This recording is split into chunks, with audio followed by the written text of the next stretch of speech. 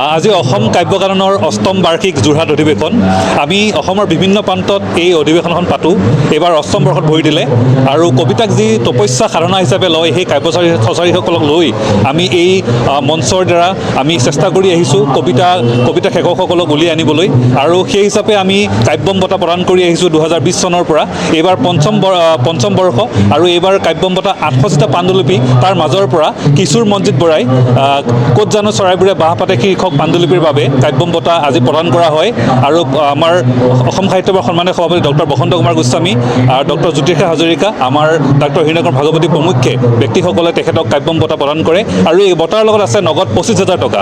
এই প্ৰদীপ চন্দ্ৰ শৰ্মা আমাৰ কাব্যকাননৰ উপদেষ্টা, তেখেতে এই আৰ্থিক বৰঙণিটো আগবঢ়ায় আৰু আমি এই প্ৰয়াস কৰিছোঁ অসমৰ বিভিন্ন প্ৰান্তত অহাবাৰ আমি আকৌ শংকৰদেৱ কলাক্ষেত্ৰ গুৱাহাটীত আমি অনুষ্ঠিত কৰিম। এনেকৈ বিভিন্ন প্ৰান্তত অনুষ্ঠিত কৰি আহিছোঁ আৰু কবিতাৰ যিটো শোভাযাত্ৰা বা সাহিত্য বা গল্প এই কবিতা আমি কাব্যকাননৰ জৰিয়তে এই প্ৰয়াস কৰি আছোঁ।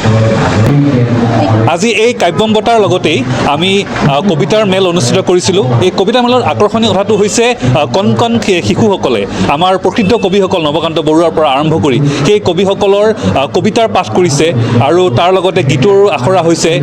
গতিকে বাকী প্ৰসিদ্ধ কবিসকলৰ পৰা আৰম্ভ কৰি কণমানি নতুনকৈ আখৰাসকলে সকলোৱে কবিতা পাঠ কৰিছে আৰু গোটেই উদ্যোগটো গ্ৰহণ কৰিছে আমাৰ মৃণালিনী গোস্বামী বাইদেউ আৰু সংগীতা বৰাৰ নেতৃত্বত উৎপল কলিতা, অসীম দত্তকে প্ৰমুখ্য কৰি আমাৰ এই যোৰহাটৰ সাহিত্য প্ৰেমীসকলে এই অনুষ্ঠানটো আয়োজন কৰিছে যোৰহাট জিলাৰ মুক্তিযুঁজাৰ ভৱনত। সঁচাকৈ আমি ধন্যবাদ দিবই লাগিব যোৰহাটবাসীক, যি আমাক অভূতপূৰ্ব সঁহাৰি দিলে।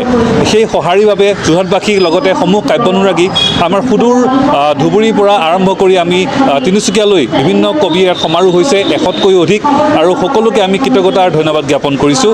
আৰু ধন্যবাদ। আচলতে আজি ইয়াত অসমৰ কাব্যকাননৰ যি বঁটা প্ৰদান অনুষ্ঠান আৰু সম্বৰ্ধনা অনুষ্ঠান আছিলে।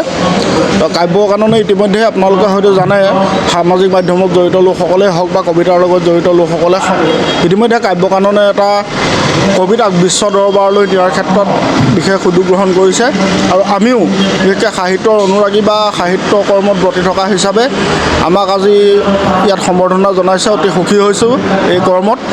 আমি আশা ৰাখিছোঁ অনাগত দিনত এই কাব্যকাননৰ যিটো কবিতাৰ বিশ্বমুখী যাত্ৰা, এই বিশ্বমুখী যাত্ৰাক যাতে সুকলমে আগুৱাই নিব পাৰে।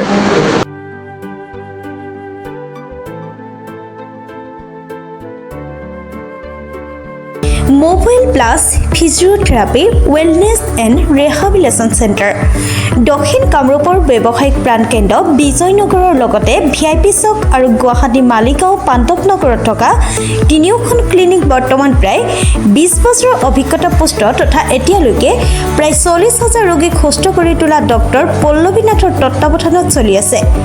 এই ফিজিঅ'থেৰাপি চেণ্টাৰ তিনিটাত বৰ্তমান অভিজ্ঞ ডক্টৰৰ দ্বাৰা যিকোনো জটিল ফিজিঅ'থেৰাপি চিকিৎসাৰ লগতে যিকোনো ৰোগীৰ ঘৰলৈ গৈ চিকিৎসা সেৱাৰ সুব্যৱস্থাও ৰাখিছে।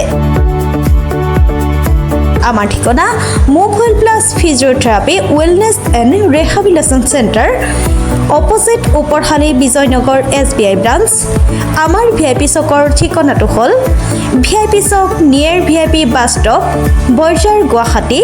আমাৰ মালিগাঁও ঠিকনাটো হ'ল চেলাছ 360 physiotherapy and rehabilitation centre, Maligaon Pandavnagar, Guwahati 12। আমাৰ যোগাযোগ নম্বৰ হৈছে 8011744696।